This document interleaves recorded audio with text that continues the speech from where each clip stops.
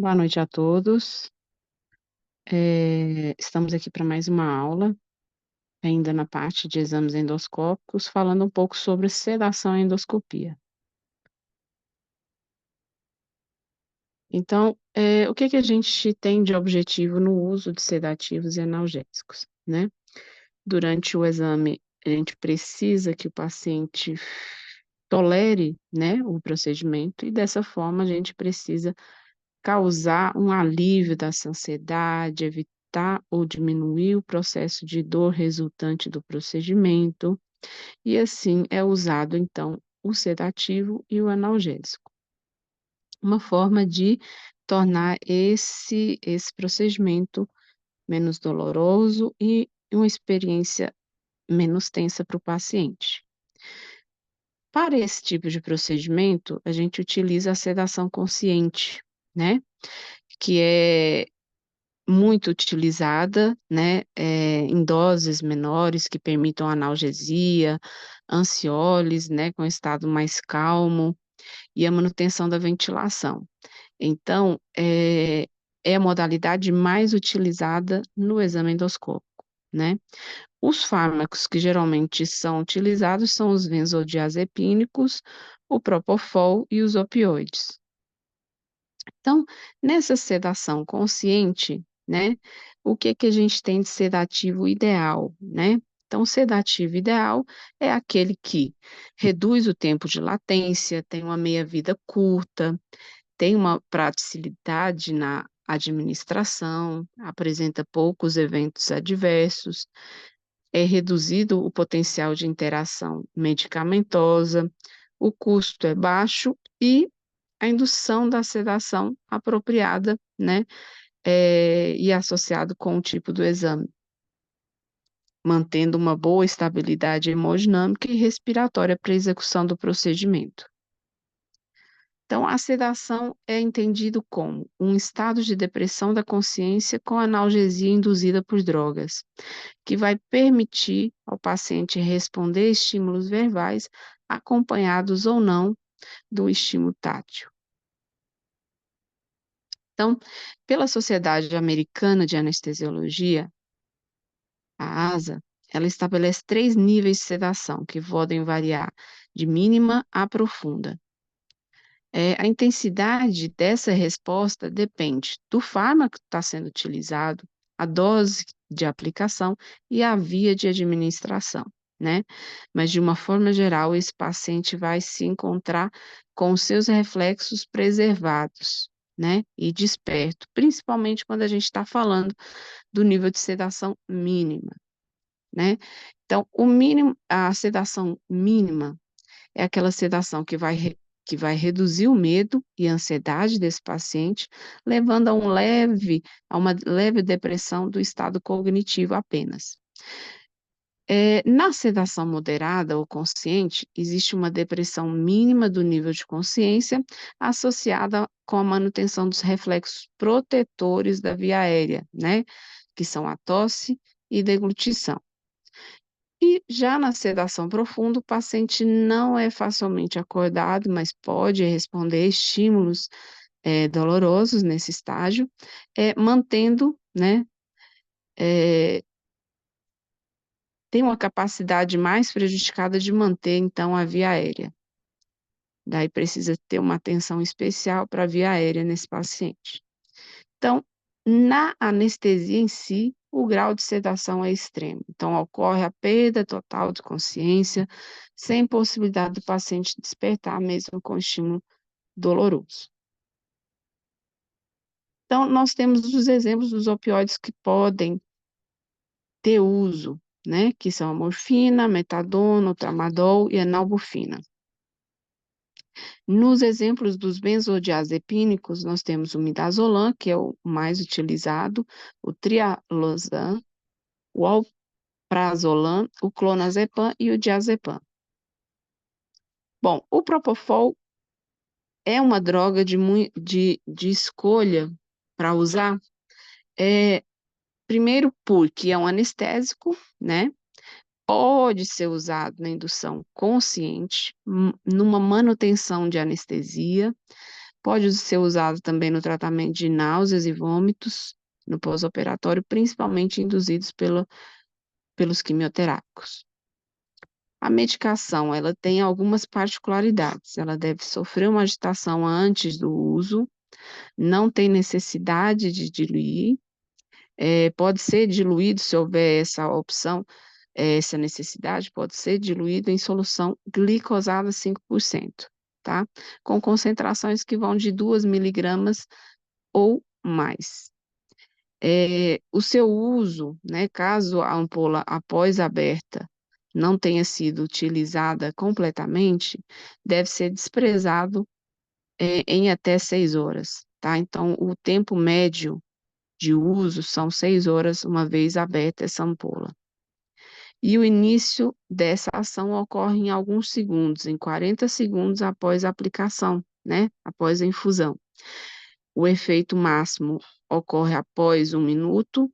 Durante esse período, nós temos então um efeito ali entre 5 a 10 minutos de ação.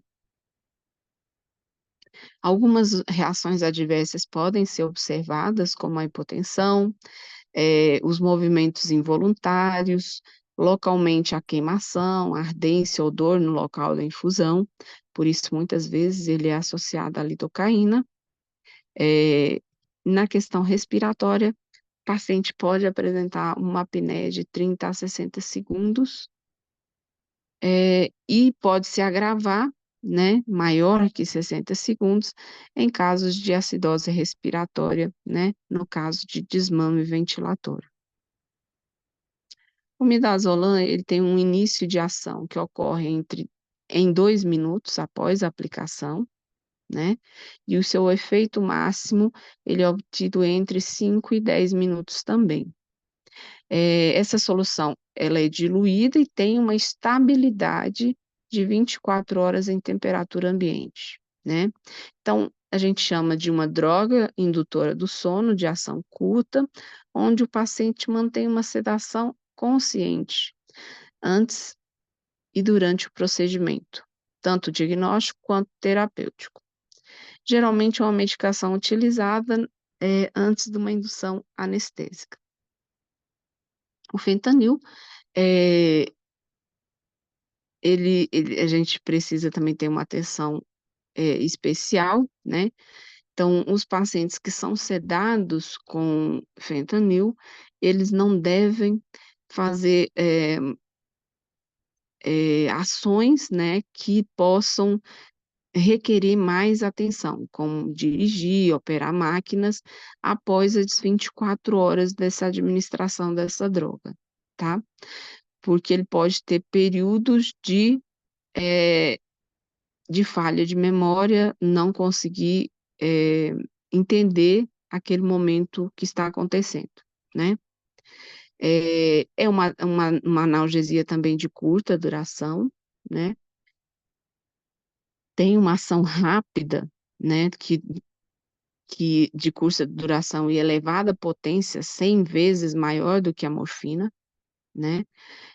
A duração de ação é de aproximadamente 30 minutos após a dose intravenosa, mas alguns distúrbios gastrointestinais podem ocorrer, como a náusea, o vômito, ou então distúrbio musculoesquelético e ainda do tecido conjuntivo, como no caso uma rigidez muscular, né. Então tudo isso a gente precisa estar atento, para identificar precocemente.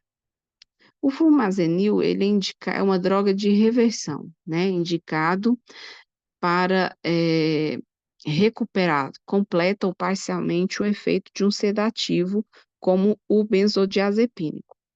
Então, ele pode ser administrado por infusão, diluída em solução de glicose 5%, ou Ringer lactato, ou ainda cloreto de sódio. Se o flumazenil for aspirado e misturado em qualquer uma solução dessas, eles é válido por 24 horas. Após esse período, ele deve ser descartado. Não deve ser administrado, isso é uma atenção que a gente tem que ter especial, em pacientes epiléticos, porque eles podem levar a convulsão.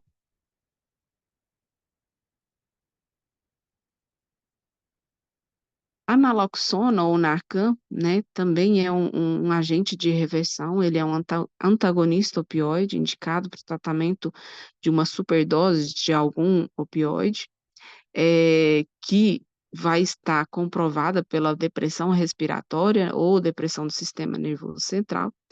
Ele é necessário que haja uma proteção da luz, e também deve ser descartado após 24 horas.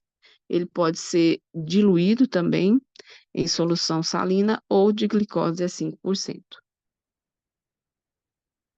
E aí a gente entende que, uma vez sedado, nós vamos ter uma alteração da consciência, da memória, da ansiedade e da dor. Então, a consciência pode ser definida como um estado de alerta de si próprio e do ambiente, ou um somatório do estado mental que inclui o a questão de alerta, de atenção, senso de percepção e memória. Então, os estados de consciência podem variar de acordo com a vigília desse paciente, né. Então, durante essa vigília, o paciente responde a estímulos sensoriais, né, provenientes do próprio ambiente. Pode apresentar um comportamento ativo, com intensa atividade motora ou locomotora, né, e isso é muito dinâmico, né, durante o exame. Então, a movimentação do paciente, ela é algo característico durante o exame, em vários casos que a gente observa.